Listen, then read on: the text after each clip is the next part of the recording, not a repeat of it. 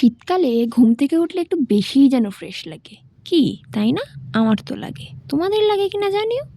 So hello and welcome everyone to my 30 days mini blog চ্যালেঞ্জের day 8। তো সকাল সকাল উঠেই আমি চলে গেছি ছাদে। রোজকার মতো একটু পায়চারি করে ব্রাশ করে নিয়েছিলাম। তারপর এই যে কাজগুলো একটু দেখাশোনা করে তারপর অনেকক্ষণ আজকে ছাদে বসেছিলাম। কারণ আজকে আমার একটুও তাড়া নেই কলেজ যাওয়ার। অনেক লেটে ক্লাস ছিল।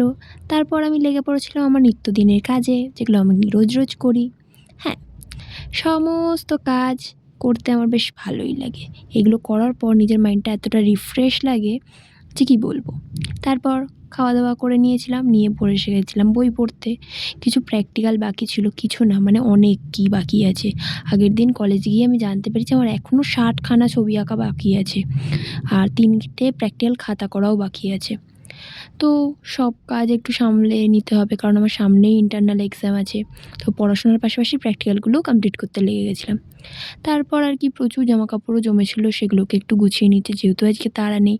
তো এইসব কাজগুলো একটু করে রাখছি, কারণ আমার কলেজ থেকে বাড়ি এসে কোনো কাজ করতে একদম ভাল লাগে না। তখন মনে হয় আমি শুধু ঘুমিয়ে পড়ি বা একটু রেস্ট নিই, এইসবই।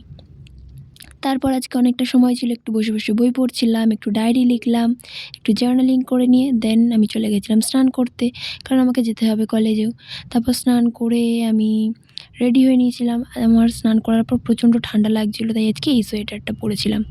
তারপর কি ভালো করে আজকে বিনুনি করে নিয়েছি, কারণ এই চুল বেরিয়ে থাকলে কেমন কেমন লাগে মাঝে মাঝে আমার।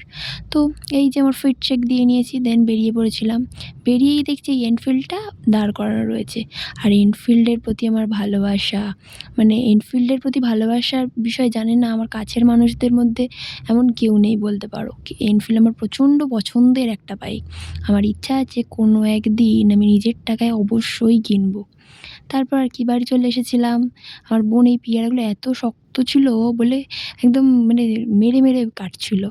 তারপরে এই যে চলে এসেছি, ফ্রেশ হয়ে নিয়ে শুয়ে পড়েছিলাম। সিরিজ দেখছিলাম, আর সিরিজ দেখতে দেখতে আমি এমনই অন্ধ হয়ে গেছিলাম যে আমি দেখিনি বাইরে এতটা সন্ধে হয়ে গেছে।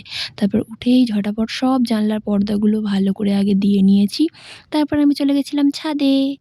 আর ছাদে গিয়ে দেখছি এত সুন্দর লাগছে আকাশটা আর পরিবেশটা, যে আমি ছাদেই কিছুক্ষণ বসেছিলাম। তারপর আজকে যে জামা প্যান্টগুলো কেচেছিলাম সেগুলো সব রোদ্দুরে দেওয়া ছিল, সেগুলো সব মানে জল ঝরে গেছে, সেগুলোকেও তুলে ফেললাম। তারপর দেখি এই যে আমার গাছের মহারানী দুখানা ফুটেছে, আর এত অপূর্ব লাগছিল এনাদের অন্ধকারে যে কি বলবো। আমার দেখে কি লোভ লাগছিল, মনে হচ্ছিলো তুলে নিয়ে আসি। তারপরে এই যে তেজপাতাগুলো, এগুলো আজকেই আমার বাবা নিয়ে এসেছে। তারপর জানলা দরজা বন্ধ করে আমি চলে এসেছিলাম নিচে। মা বানিয়েছিল লুচি আর আলুর তরকারি, সেটা দিয়েই সন্ধ্যের স্ন্যাকটা সেরে ফেললাম। তারপর বসে পড়েছিলাম বই পড়তে। রাত্রিবেলা খেয়েছিলাম বিরিয়ানি। শীতের রাতে এত সুন্দর বিরিয়ানি খেয়ে আমি একটা বই পড়তে পড়তে এই যে সুন্দর একটা লাইট দেখছো, এটা আমি লাগিয়েছি। তো আজকেই লাগিয়েছি, এটা ডেকোরেট করেছি। জানিও তো কেমন লাগছে, সুন্দর লাগছে কিনা। So thanks for watching, good night, bye bye.